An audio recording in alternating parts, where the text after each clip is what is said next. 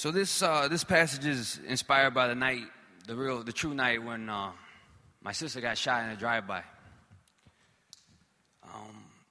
All you need to know is there's three 14-year-old boys, and they're best friends, but they're sort of getting pulled apart. One of them's trying to get deeper into the gang. One of them's trying to get out of the gang. The other one's become a heroin addict, and they're on this porch of this gang house, and they're sort of fighting. And one of them's trying to break them up. But there's a war going on in the neighborhood, and this happens. The sharp squeal of tires at Ashland froze us all. There was the roar of an engine, then a floating quiet. There's a sense of knowing something's going to happen before it does. It's in the air, a charge shift. It's a sudden flat silence, a sense that everyone is listening, the whole neighborhood holding their breath. The blackout windows of the maroon Intrepid descended smooth and soundless as it slowed in front of the house. The barrels of several metal-finished pistols extended out of the dark passenger side windows like the gunner deck on a battleship. Then Samson's head emerged over the barrels. His eyes sparkled when they hit mine. His teeth flashed. "Disciple," rang out clear into the silence that surrounded us. You see the light first, a tuft of fire, before you realize the sound is happening.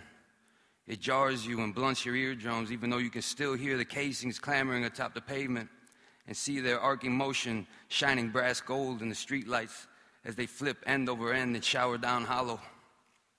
I couldn't believe how many shots were fired. They were short, fast, and vicious, overlapping each other like the barks of many dogs at a junkyard gate. I remember the sound of glass falling. I felt the old brown worn carpet of the enclosed front porch against my cheek. Small shards of glass sprayed my eyes before I could shut them. My eyelids closed around them, then blinked and spewed them out. The silence rose up and swallowed the shots.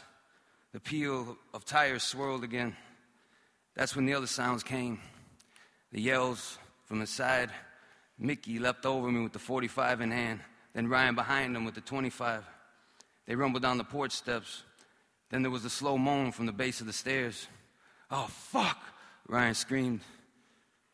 The moans continued, and I knew what it was.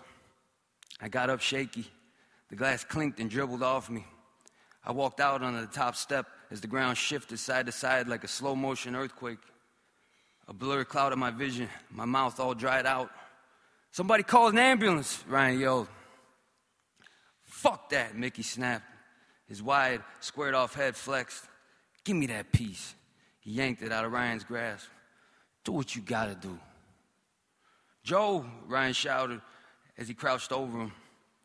Andrew lay on the slab at the base of the stairs. I stumbled down the steps.